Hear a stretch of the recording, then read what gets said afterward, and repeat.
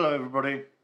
In the last episode I talked a lot about free speech and I said that I had joined the Free Speech Union and that I would post their introductory video. Here it is. I reproduced this with their permission, with the permission of the Free Speech Union and the kind permission of Mr. Toby Young, their founder. Without further ado, and no more from me, here's Toby Young. A disabled grandfather was fired by Asda for circulating a clip from a Billy Connolly concert in which the comedian attacked religion. No one objected to his remarks about Catholicism, but because Connolly joked about suicide bombers, the clip was deemed Islamophobic. An ex-policeman received a visit from the police after posting a humorous verse about transgendered people on Twitter. Apparently, he was guilty of committing a non-crime hate incident. The officer who questioned him said, "I'm here to check your thinking." A pro-Brexit academic was suspended by King's College London for calling an anti-Brexit activist a traitor. A Christian actress was fired from the lead role in a West End production of The Colour Purple after another actress dug up a 4-year-old Facebook post in which she'd expressed her disapproval of homosexuality. Dr. Jordan Peterson, the Canadian psychology professor, was asked to give a series of lectures by Cambridge University, these buildings behind me, but that invitation was rescinded when a photograph emerged of him standing next to a fan wearing a "Proud Islamophobe" t-shirt. All these things happened in 2019 in a country which prides itself on its commitment to human rights, including the right to free speech. And these aren't isolated incidents. Over the past 5 years, 87,000 non-crime hate incidents have been recorded by 27 forces in England and Wales. That means our men and women in blue are investigating an average of 47 such incidents a day. Shouldn't they be policing our streets, not our tweets? Most people who voted Leave in the EU referendum will have felt the need to lower their voices when airing their views in public. According to a recent report for the think tank Policy Exchange, 60% of university students who supported Brexit were uncomfortable voicing their opinion in front of their classmates. Quite sensibly, it turns out. A Warwick University student was branded a racist when he put a Vote Leave poster up on campus. And it isn't just your political views that can get you into trouble. The chief executive of the Chartered Management Institute wants to stop people talking about football at work. You heard that right. Apparently, discussing last night's game can be a, quote, gateway to more laddish behaviour, unquote. She told the Radio 4 Today programme, "It's very easy for it to escalate from VAR chat to slapping each other on the back and talking about their conquests at the weekend." I could go on. 75 years ago, servicemen and women from across the Anglosphere put their lives on the line to defend freedom and democracy, including the right to express your views and opinions in the public square, however unorthodox, without fear of punishment. Today, scarcely a week passes without another attack being launched on free speech. That's why I've set up the Free Speech Union, a mass membership organisation that stands up for the speech rights of its members. If someone at work writes to your boss to complain about something you've said, we'll write to them too and remind them of the importance of intellectual tolerance and viewpoint diversity. If a bunch of self-righteous bullies pick on you, we'll pick on them. If someone launches an online petition calling for you to be sacked, we'll launch a counter-petition. One of the benefits of full membership will be access to legal assistance. If we think you've got good grounds for a lawsuit, we'll help you fight it. And if it looks as though it's going to be expensive, we'll help you crowdfund. The enemies of free speech hunt in packs. Its defenders need to band together too. Whatever it takes, we'll defend your right to speak freely without fear of being punished.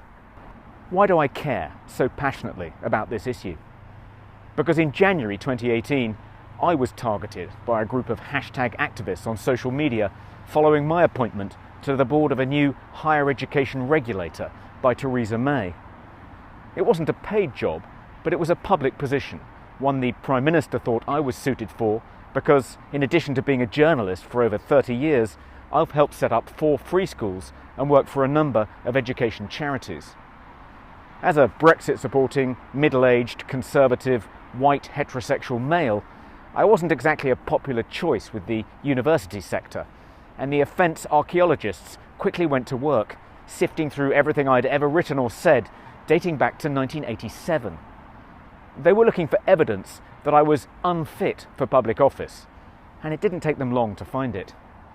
For instance, I'd written an article for The Spectator in 2001 praising a TV show on an obscure satellite channel called Men and Motors because it featured topless girls draping themselves over fast cars. The sub-editor of the magazine was a friend of mine, and as a joke, he gave it the headline, "Confessions of a Porn Addict." I thought it was funny too, until it came back to bite me in the bum 17 years later. An online metal detectorist found it in The Spectator's digital archive, stuck a screen grab on Twitter, and within minutes London's main evening paper turned it into a news story. The headline ran, "New pressure on Theresa May to sack porn addict Toby Young from watchdog role." There was more, mostly stupid things I'd said on social media late at night after several glasses of wine. 7 days after the appointment was announced, my suitability for the job had been debated in Parliament. An online petition calling for my sacking had attracted over 220,000 signatures, and a Guardian journalist was permanently stationed at the end of my driveway. I would have brought him a cup of tea, but I'd run out of almond milk. I resigned from the board of the regulator and apologised for my sophomoric scribblings, imagining that would draw a line under the affair. Some hope. That was like throwing a hunk of raw meat to a shoal of piranha fish. I had to stand down from the board of the free school chain I'd helped set up, resign as a Fulbright commissioner, abandon my fellowship at Buckingham University, and give up my full-time job as the head of an education charity. Almost overnight, I lost 5 positions. Publicly shamed, cast out, cancelled by a digital outrage mob. 2 years later, I've decided to help others who find themselves in the same boat. But I hope the Free Speech Union won't just attract male, pale and stale conservatives like me. If you think you're safe because you're a woman or a member of the progressive left, think again. The list of people who've been no-platformed, prevented from speaking in public by self-appointed morality cops who spend their lives frantically searching for things to be offended by, includes the radical feminist Julie Bindel, the Woman's Hour presenter Jenny Murray, and Germaine Greer, author of The Female Eunuch. Even the gay rights campaigner Peter Tatchell has been targeted by the thought police. He was no-platformed by a group of students at Canterbury Christchurch University because he signed a letter to a newspaper opposing the policy of no-platforming. No one is safe from these witchfinder generals, which is why mavericks and dissenters of all stripes will be welcome in the Free Speech Union. As a wise man once said, "I may disagree profoundly with what you have to say, but I will defend to the death your right to say it." It doesn't matter if somebody somewhere finds it offensive. No one has the right not to be offended. As George Orwell said, if liberty means anything at all, it means the right to tell people what they do not want to hear. Believe it or not, that quote is inscribed on Orwell's statue outside the headquarters of the BBC, the same BBC that fired Danny Baker for making an inappropriate joke about a royal baby at the behest of a Twitchfork mob. It's time to end this digital McCarthyism. Free speech isn't some luxury we can afford to live without. It's the foundational freedom on which all the others depend. Human beings can't flourish outside a free society, which means they can't flourish in the absence of free speech. Free speech is how knowledge is developed and shared at great universities like this one, or should be anyway, with theories about the nature of reality constantly being tested and refined in open inquiry and discussion. Robust debate, appealing to reason and evidence, not the prevailing orthodoxy, is the best way to resolve disagreements about the most important questions facing mankind without descending to violence or intimidation. And free speech is the most effective bulwark against the abuse of power by our would-be masters, with history demonstrating again and again that an assault on people's right to air their views in the public square is an ominous precursor to the removal of other freedoms. We can't continue to appease the enemies of free speech. As Churchill said, an appeaser is someone who keeps feeding the crocodile in the hope that it will eat him last. Many good men and women died fighting for our right to speak our minds and exchange ideas without being persecuted by the enforcers of intellectual conformity and moral dogma. This is our precious inheritance, and we owe it to them, as well as our children, to come to its defence. Join me in the Free Speech Union, and together we can defeat the authoritarianism and intolerance that is once again threatening to destroy our liberty.